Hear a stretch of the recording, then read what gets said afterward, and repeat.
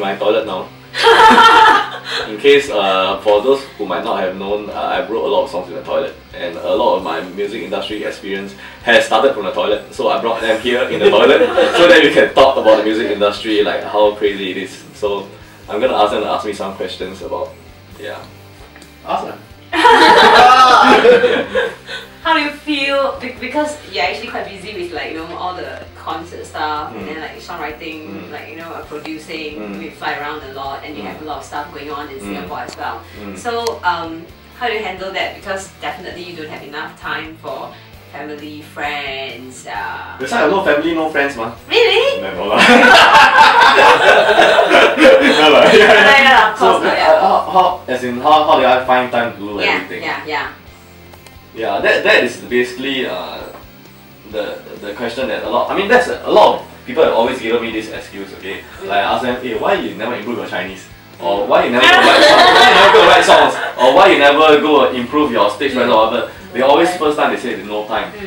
There's no such thing as no time if you really want to do something. I mean, like, I can just don't sleep more, or I just don't go out as much. I mean, when I go and play, I will play hard. But if I have to work, I'll make sure everything is done. So there's no, it's really how much you want this thing, yeah. What do you think is important to make it in the industry now? I think talent is just a very small part of the pie. I think that you need a lot of, it's got to do with hard work, that's compulsory. But actually one very important thing is attitude. And how to be able to, like attitude as in not like bad attitude or like, act cool or whatever rubbish, attitude as in the way you handle yourself, not just to your audience, but to your clients, to your seniors, or to the people that you work with, basically. Because like, for example, there's a lot of artists who, when you see a live band playing for them, end of the day you feel like the live band is just like a CD playing. They don't really, they're just like, this is my job and blah blah blah blah. But when you actually go and communicate with your band and get to know them, and then basically get to know the people around you. Like for example, Hua Jian, like he maintains very good relationships with everybody in the band. He actually cares for them. When in that sense, when you are actually working for this artist, you would want to give your best for this artist instead of just treating you just give me a job and the others do. So being humble and being able to, like, basically being an artist in the first place, that you need to have some form of self-centeredness. You have to be self-centered, otherwise you wouldn't really want to be an artist already. Because it's very natural to keep thinking, yeah, it's all about me, and blah blah blah blah. But at the end of the day, if you keep this in the long run and neglecting those people who are actually helping you or who are assisting you or you're working with, that would be a problem where in the end you might find everybody alienating you. Because when an artist, or not just an artist, when a musician is out there, like for example, I'm a producer, it's not just about me, because there's a lot of people helping me, So if the moment when you decide that you don't really want to communicate with them, or you don't really want to basically be able to get them to work with you, then that's the downfall. And then another thing is, another very important thing is, how do you accept feedback?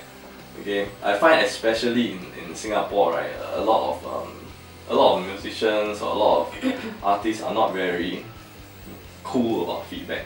Yeah, like you tell them something and then like you give them some advice or whatever, they might take it totally the wrong way, and then they might just either ignore it or totally don't want to come in contact with you again. To me, it's no loss, but to this person who might actually get a chance to actually grow and go somewhere else, or maybe be able to, don't burn bridges, that's what I'm trying to say. Basically, when people give you feedback, right from the beginning when I started in this industry, right, a lot of people will tell me, oh, your songs are shit, all the stuff, right? Songs are shit, just listen it and then try and find ways to improve, or find, basically take that feedback to your advantage. Yeah, that is one very important thing, because we cannot get out of course, like, again, being a musician or being an artist, there must have some sense of ego. We must have some kind of ego, but then we should not let it work against us. What we should put our ego in is basically drive it to improve ourselves instead of just letting it to be a hindrance to progress because somebody said something. Yeah, and then especially the next thing is if you're gonna be an artist, you're going to be facing a lot of public criticism. Like a lot of people should say, oh, you this and that, but all these kind of things are just part of the package. You have to accept it. You cannot ignore it.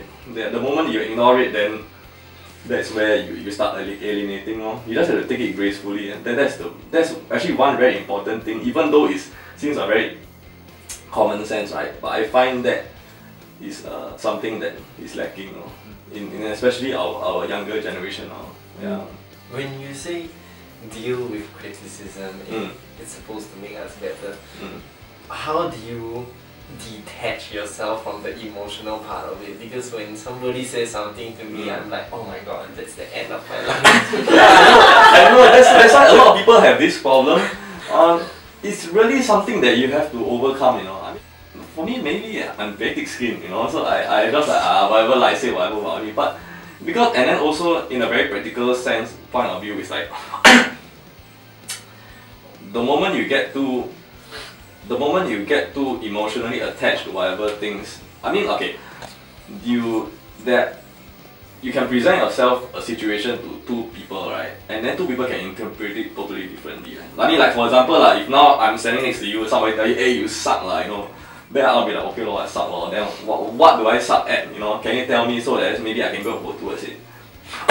So I want to take it in a positive sense where I can be able to use that to my advantage instead of just dwelling the fact that I suck. I mean, it's really how you take it. So you just have to do this, because otherwise it's going to be very hard for you to be able to improve. Because if you dwell on the negative aspect of it, then you will never actually know why is this guy saying this thing. And then there's also another thing is that you don't need to treat everybody's feedback as accurate one. I mean, it's really up to you to interpret it. Because there's nothing really right or wrong in this whole industry. Like so if somebody say you're wrong at doing something, and then if you really feel you're right at doing it, it's okay, but it doesn't mean you need to scold the guy and say you talk rubbish or whatever. You just take it gracefully, but in your mind you're thinking, this guy just talking rubbish, That's what I do a lot of times also. Just basically agree to whatever, but later on then you start to think about it and see what does it make sense, and then can I use this to my advantage or not. Basically you have to think about how to deal with all this kind of feedback, because if you take it the wrong way, okay, you will start dwelling and it doesn't help you in any way. But if you start taking into everybody's feedback, that in the end you become a clone and you're not very sure what you're doing in the first place already. So we have to achieve that balance where we must be able to take it well, and then at the same time know in our mind what we really want. Because I find that actually maybe end of the day you might not even really know what you really want. So I think that's another thing very important in the industry. You must know what you want out of this whole thing.